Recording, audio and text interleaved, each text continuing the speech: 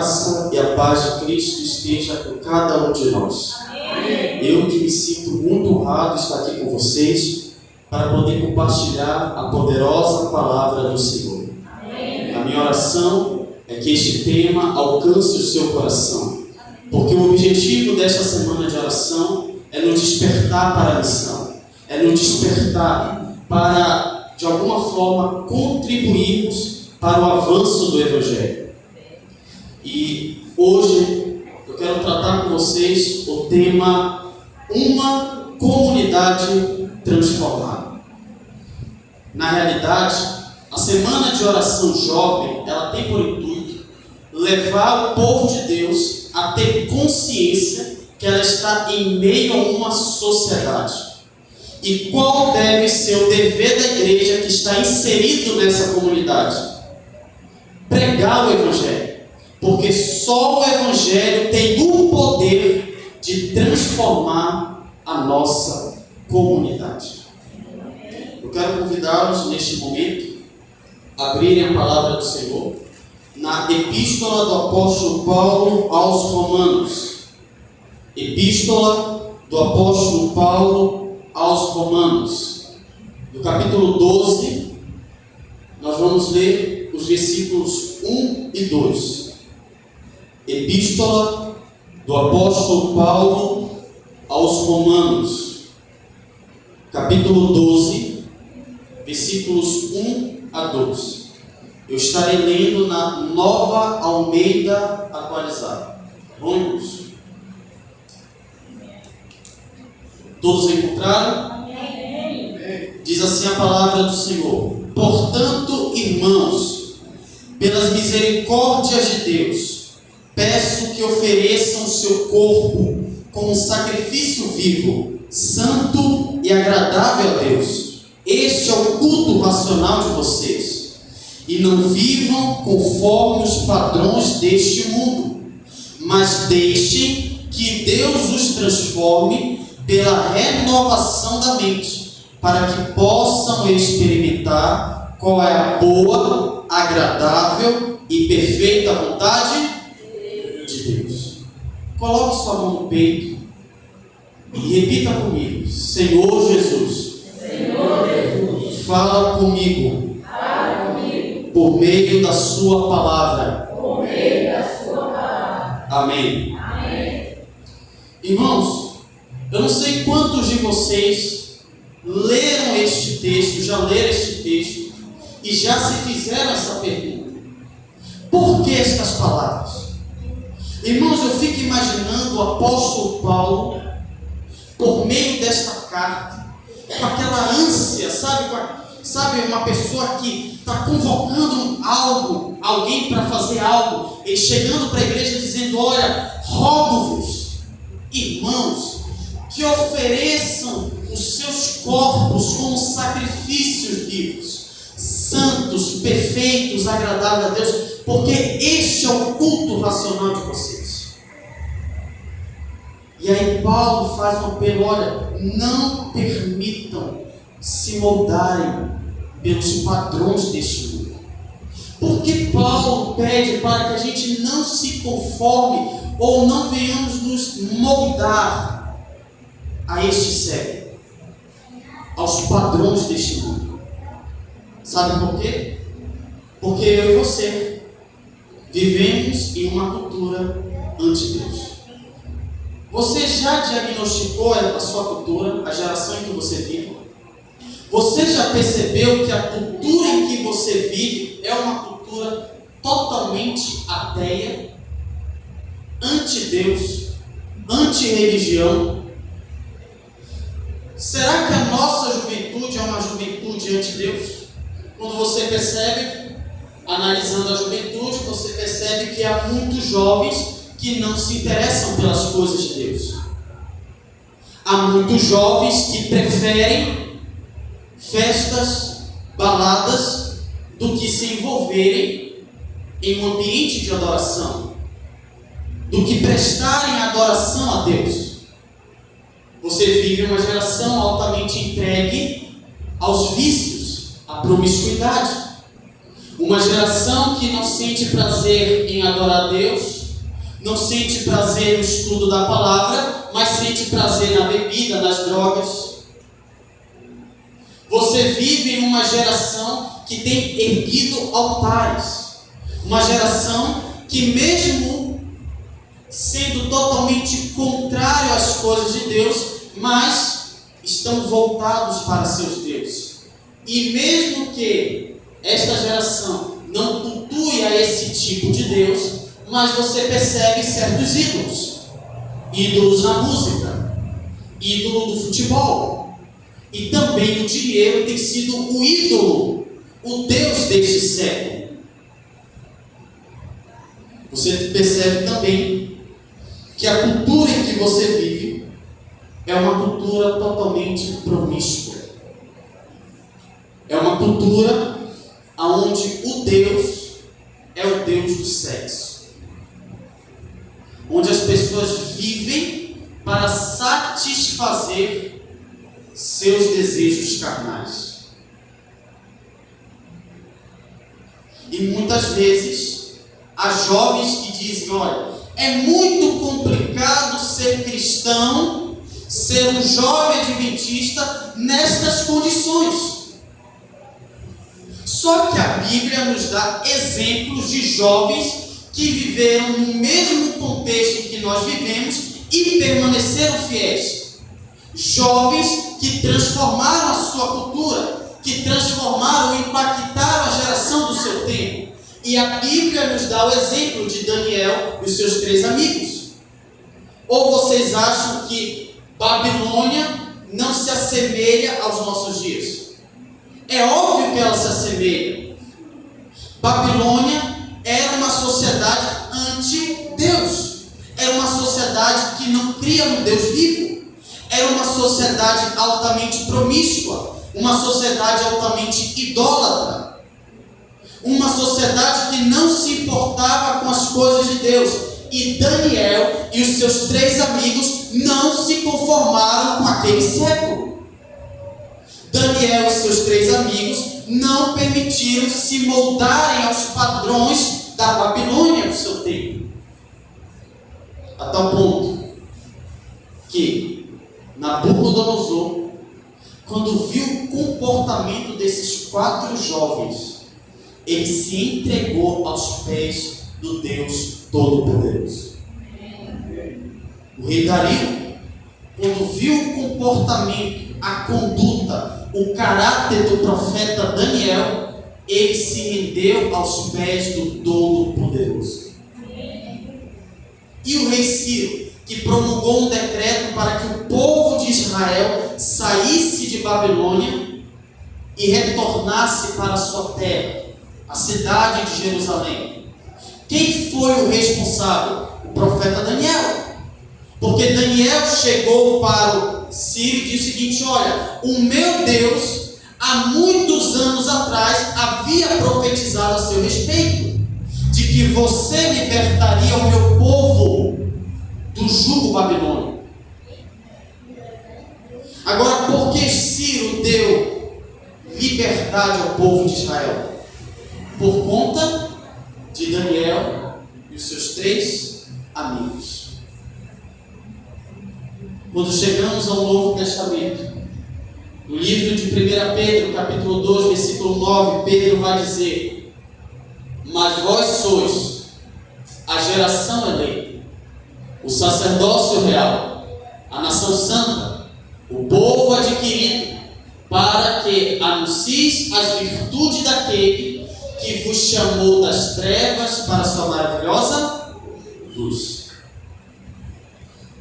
Assim como Daniel foi chamado para impactar a geração do seu tempo, nós somos chamados para sermos geração eleita, sacerdócio real, nação santa, povo adquirido ou de propriedade exclusiva. Com qual intuito? Proclamar. Proclamar o quê? As virtudes ou a mensagem daquele que nos chamou das trevas para a sua maravilhosa luz. Por que muitas vezes não nos envolvemos na missão? Sabe por quê? Porque ainda não entendemos o nosso chamado. Porque se entendêssemos, você acha que nós iríamos esquentar os bancos da igreja? Você acha que haveria necessidade de sermões para despertar o povo para a pregação do Evangelho?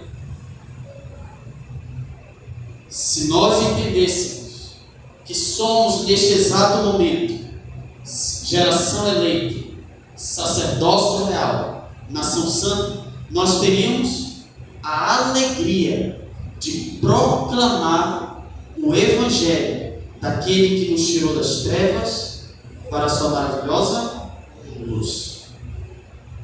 Agora, se esta igreja quer impactar a sua comunidade, se esta igreja quer impactar a geração do seu século, se esta igreja deseja não se moldar aos padrões deste mundo, essa igreja precisa ter algumas características para impactar a sua comunidade.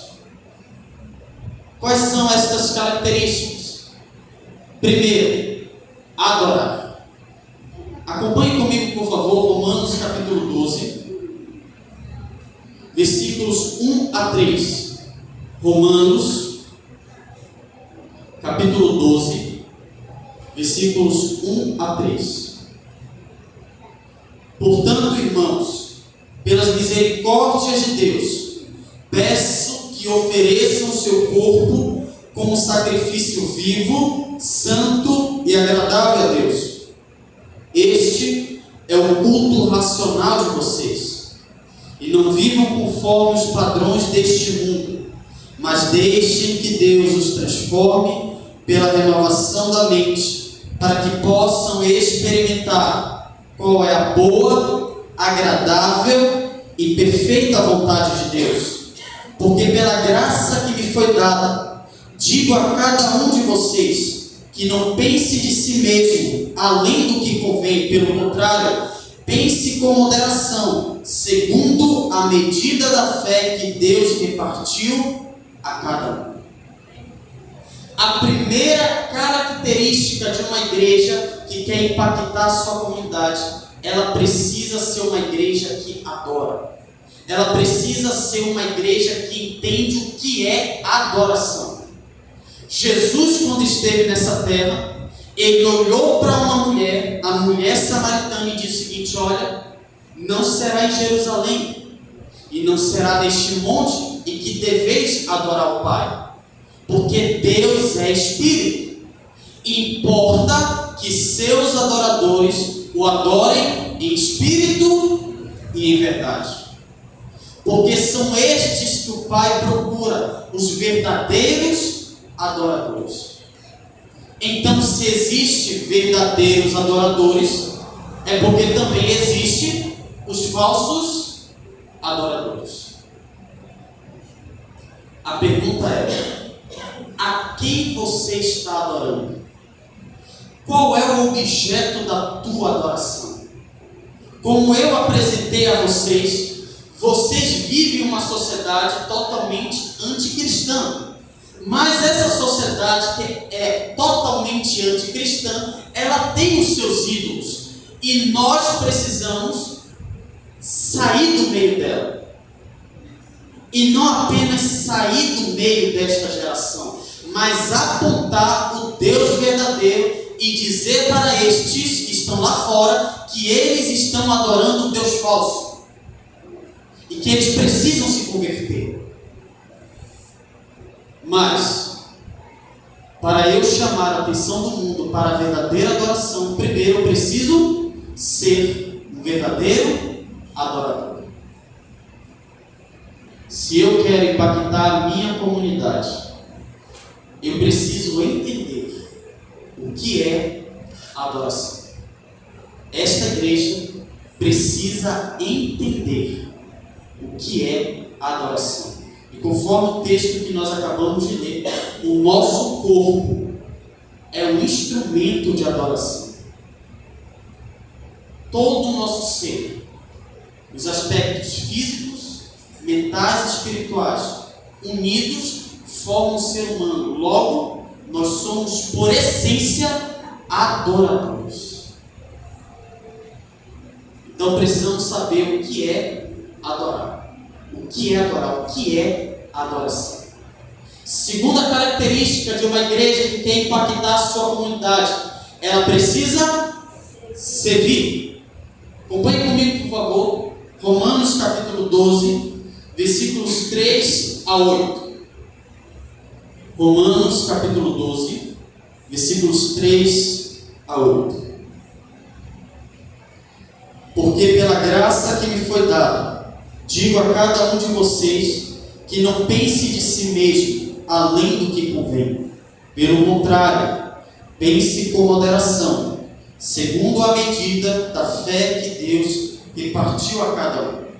Porque assim como num só corpo temos muitos membros, mas nem todos os membros têm a mesma função, assim também nós, embora sejamos muitos, somos um só corpo em Cristo e membros uns dos outros. Temos, porém, mediante os dons, segundo a graça que nos foi dada. Se é profecia, seja segundo a proporção da fé. Se é ministério, dediquemo-nos ao ministério. O que ensina, dedique-se ao ensino. O que exorta, faça-o com dedicação. O que contribui, com generosidade. O que preside com zelo, quem exerce misericórdia, com alegria. Irmãos, Paulo chega para a igreja que se encontrava em Roma e diz o seguinte: olha, cada um de vocês tem dons, tem um dom especial. Cada um de vocês tem um talento. Nem todos têm o mesmo dom, nem todos têm o mesmo talento. A uns, Deus capacitou o dom do ensino. A outros, Deus o capacitou com o dom de louvar. A outros, Deus capacitou com o dom de falar em línguas, idiomas. Não são línguas estranhas, são idiomas. A uns, Deus capacitou o dom da ornamentação. A uns, Deus capacitou com o dom da generosidade. Ou seja, cada um que se encontra nesse lugar tem dons. E aí você precisa saber qual é o seu dom e quais são os objetivos de haver dons dentro da igreja, para que o evangelho avance. E também todos aqueles que têm os dons espirituais, eles são servos. Não há dom que se sobreponha ao outro. E também ninguém pode se orgulhar pelo seu dom, mas você tem que utilizar o seu dom para servir tanto os de dentro da igreja quanto aqueles que estão lá fora. A pergunta que eu faço é: esta igreja tem aproveitado os dons que o Espírito Santo deu a cada um para o avanço do evangelho? Você sabe qual é o seu dom espiritual? Irmãos, todo dom tem um propósito. O quê? Servir. E a igreja que não cumpre esta norma aqui, deixa de ser igreja. Se você não é servo, você não é o imitador de Jesus. Porque a Bíblia nos diz o seguinte: que o Filho do Homem veio para servir e dar a sua vida em resgate de muitos. Então, se essa igreja quer impactar a sua comunidade, ela precisa servir a comunidade por meio dos seus dons e talentos. Outra característica de uma igreja que deseja impactar a sua comunidade, ela precisa se conectar. Romanos capítulo 12, versículos 9 e 10. Acompanhe comigo, por favor. O amor seja sem hipocrisia. Odeiem o mal e apeguem-se ao bem. Amem uns aos outros com amor fraternal. Quanto à honra, deem preferência a quem? Aos outros. Irmãos, isso aqui é sério. Jesus chegou para os discípulos e ele disse o seguinte: olha, os reinos deste mundo, há sempre pessoas que estão acima de outros e eles são honrados, mas com vocês é totalmente diferente, porque aquele que deseja ser o maior no reino dos céus precisa ser o menor.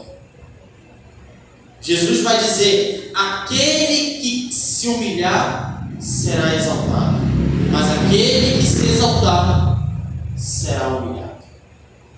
Paulo chega para essa igreja e diz o seguinte: olha, que o amor de vocês seja sem hipocrisia, porque há muitas pessoas dentro da igreja que dizem que ama, mas não ama. E o que é amar? Amar incondicionalmente. Este amor aqui é o amor divino, é o amor incondicional. Não importa se aquela pessoa vai retribuir o amor que eu tenho para com ela. Não importa. Eu amo por quê? Porque Jesus me amou primeiro. Isto é o verdadeiro amor. O amor que não procura os seus interesses. Será que eu estou falando para alguém que carrega ódio contra o outro irmão? Porque a Bíblia nos diz que aquele que não ama não conhece a Deus. Porque Deus, como eu posso ter a ousadia de dizer o seguinte: Senhor, eu te amo, eu te adoro, o Senhor é tudo para a minha vida, mas eu não consigo amar o meu irmão. Se você não consegue amar o seu irmão, a quem você vê, como você vai amar a Deus a quem você não vê? Isso é sério, é muito sério. Precisamos a cada dia desenvolver este dom espiritual.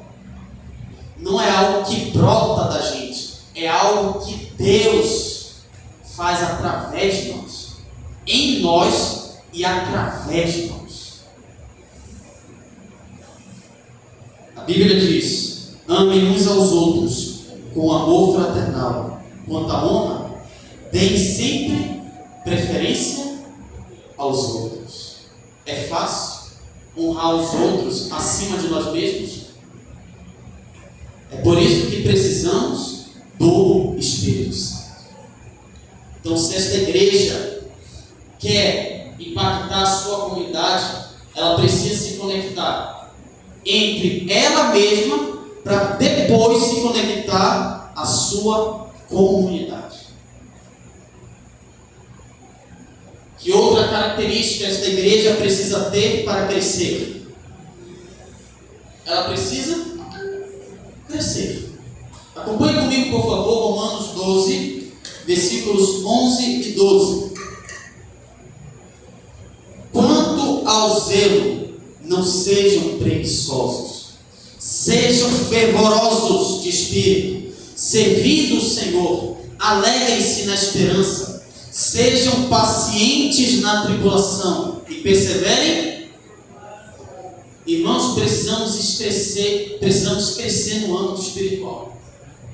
A Bíblia diz que não precisamos permanecer no mesmo estado em que nós conhecemos o Evangelho.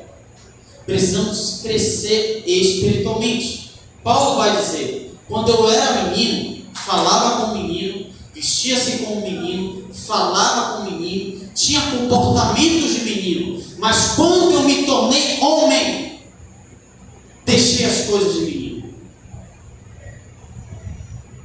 Deixei as coisas de mim. Irmãos, um adventista do sétimo dia, que tem 10 anos de adventismo, e que ainda fica com raiva do irmão por qualquer coisa, demonstra imaturidade espiritual. Irmãos que têm anos de adventismo, mas não se envolvem na missão, demonstra imaturidade espiritual. Adventistas de 10, 15, 20, 30 anos que não leem a Bíblia, que não oram, demonstra imaturidade espiritual.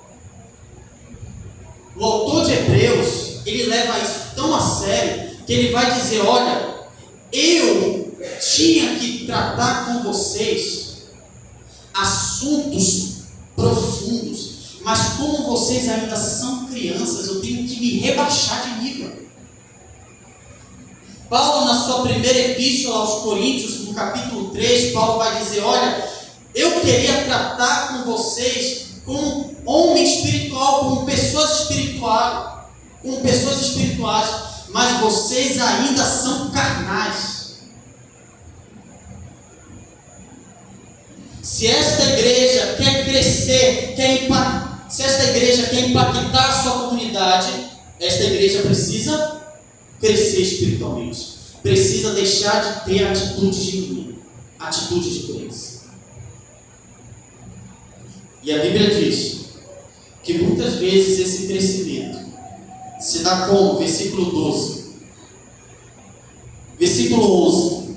Primeiro, quando eu saio da minha preguiça espiritual. Segundo, quando eu sirvo, quando eu me envolvo na obra de Deus. Versículo 12. Alegre-se na esperança. E como eu me alegro na esperança? Sejam pacientes na tribulação. Quer crescer espiritualmente? Peça a Deus para que Ele envie tribulação, para que Ele envie aflição, angústia, sofrimento, perseguição. Você está disposto a sair do nível em que você está? Só uma forma de crescermos no âmbito espiritual é quando eu padeço de perseguição, quando eu sofro tribulação, quando eu estou envolvido na tribulação, na obra de Deus, e quando eu persevero na oração. Porque sem a oração nós não poderemos crescer no âmbito espiritual. Ellen White diz o seguinte, que a oração é a respiração da alma. A oração é a alma da nossa religião. E aqueles que não oram não são verdadeiros adoradores. Agora, se esta igreja deseja crescer, se expandir, impactar a sua comunidade, ela precisa compartilhar. Compartilhar o quê? Romanos capítulo 12, versículos 14 a 21. Olha o que o apóstolo Paulo vai nos dizer. Abençoe aqueles que perseguem. Irmãos, isso aqui parece coisa de louco. Isso aqui para um ímpio é algo irracional. Por quê? Qual deveria ser a nossa atitude para com aqueles que nos perseguem? Para com aqueles que nos amaldiçoam? Retribuir na mesma moeda. Mas Paulo chega para mim e para você e diz o seguinte, olha, enquanto eles estão te amaldiçoando, enquanto eles estão te perseguindo, abençoe, compartilhe bênçãos. Nós somos chamados para abençoar. abençoar. Versículo de número 15. Alegrem-se com os que se alegram, e chorem com os que choram. Ou seja, irmãos, isto se chama compaixão, empatia. É quando eu sinto a dor do meu próximo. Quando eu olho para uma pessoa que está naquela sarjeta, que está na rua, é como se eu tivesse aquela dor, estivesse passando pela mesma situação. E o que eu faço? Eu vou e ajudo aquela pessoa. Irmãos, eu fico muito triste. Muitas vezes, quando há um velório dentro da igreja, qual deveria ser o comportamento? Chorar juntamente com o enlutado, com aquele que está passando pelo processo de luto. Mas muitas vezes, no meio de um velório, tem gente achando graça. Irmãos, uma vez eu fui a uma igreja onde estava tendo um velório de uma irmã. E aí a filha dela estava chorando, estava em pranto. E aí na porta da igreja tinha irmãos falando de futebol. Isso é atitude de um filho de Deus, irmão? Não é atitude de um filho de Deus. Por quê? Porque Paulo vai dizer: alegrem-se com os que se alegram, chorem com os que choram. Se alegrar. Você já viu aquele tipo de pessoa que quando alguém conta uma vitória, a pessoa além de se alegrar fica triste? Poxa, meu irmão, eu consegui comprar aquele carro. Ah, que bom, muito bom. Meu irmão, eu consegui entrar na faculdade. Ah, que bom, fico muito feliz por você. Isso é atitude de um cristão, irmãos? Não.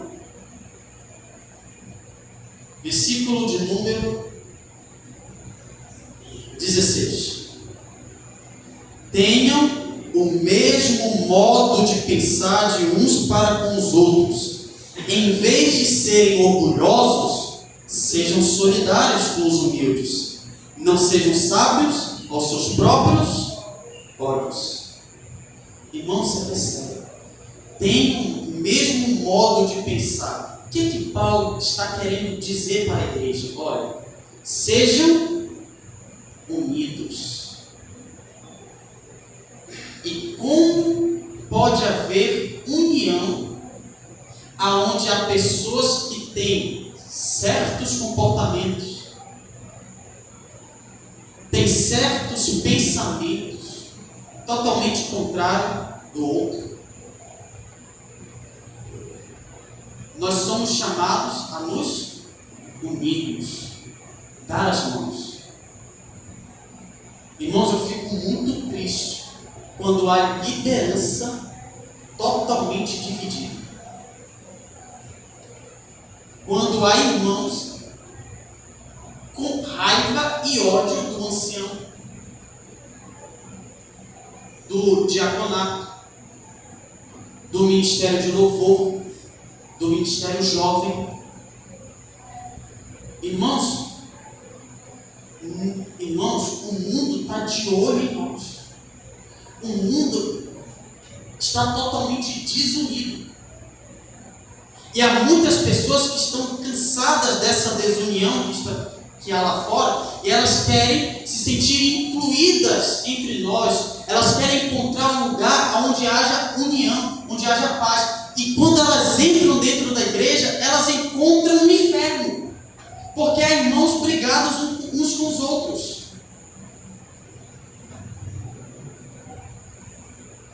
Uma igreja pode crescer, uma igreja totalmente desunida? Não.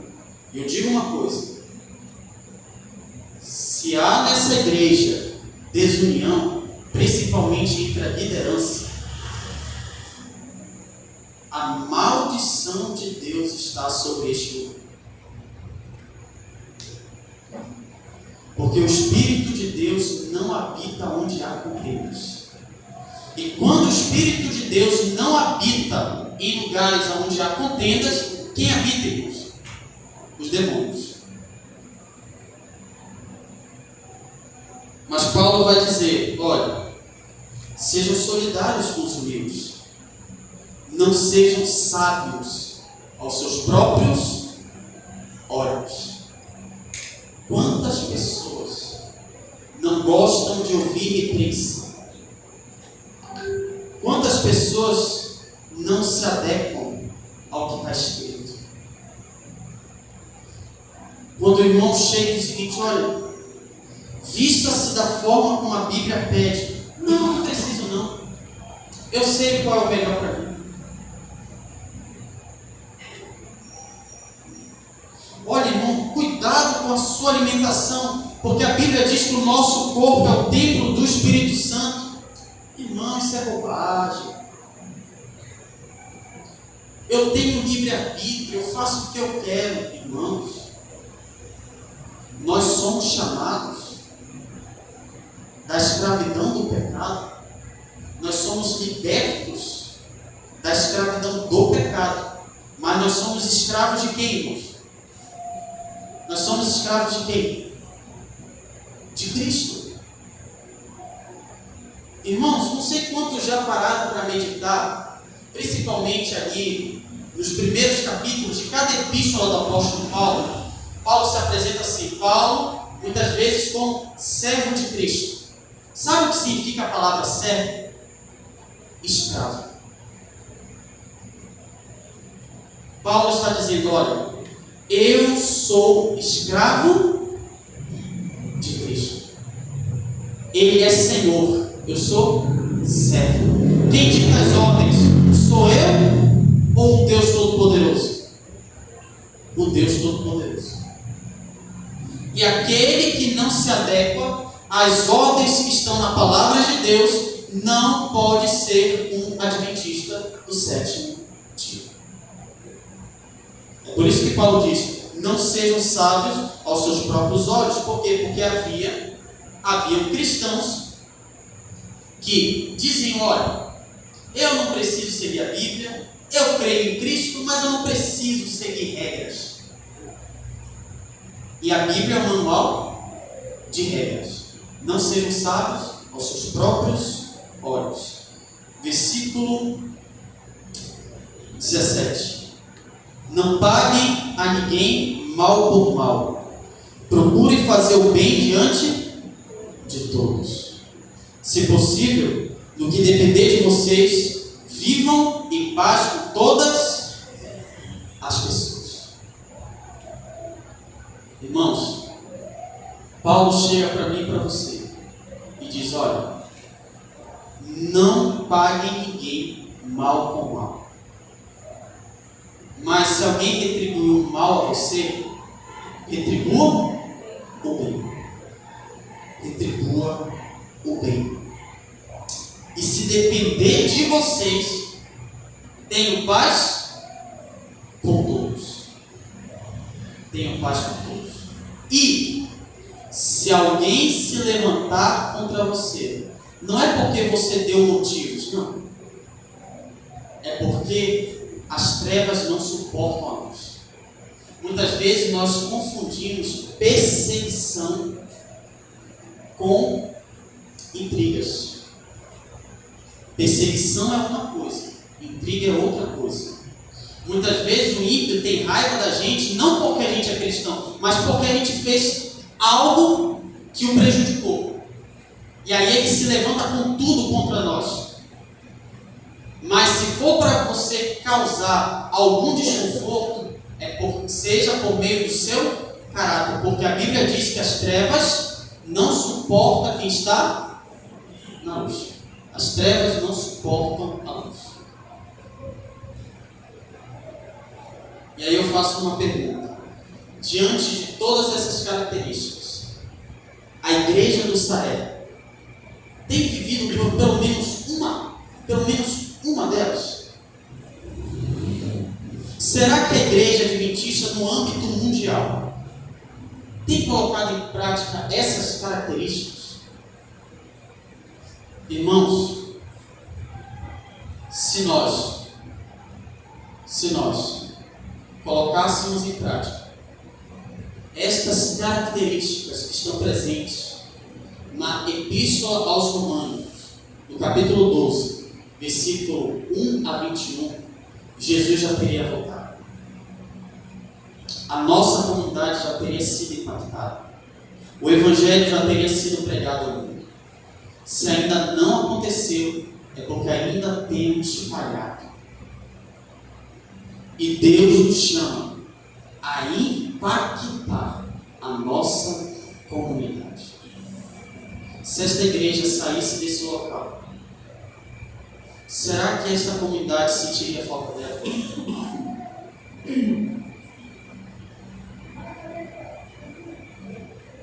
Irmãos, precisamos ser sal da terra e luz do mundo. Precisamos impactar a nossa comunidade. Precisamos, irmãos, voltar à igreja de Atos, que a Bíblia diz que a cidade de Antioquia foi tão impactada pelo Evangelho que quando a cidade olhou para aqueles crentes, eles chamaram cristãos. Por quê? Porque a igreja de Atos não apenas falava acerca do Cristo, mas eles viviam como Cristo.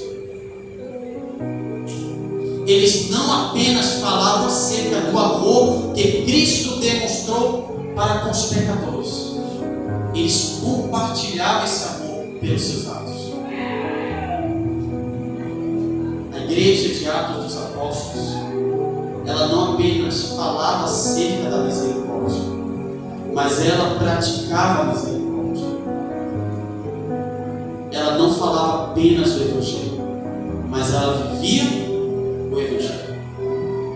Se esse é o seu desejo, de colocar em prática estas características, quais? Ser um verdadeiro adorador, ser um servo, se conectar, crescer no âmbito espiritual e compartilhar, se este for o teu desejo, dessas características para impactar a sua comunidade, enquanto o nosso querido irmão estiver louvando a Deus, se coloque de pé, dizendo: eu quero viver o Evangelho, para que as pessoas, ao olharem para mim, possam reconhecer que eu sou um verdadeiro filho de Deus. Medite na letra desse louvor.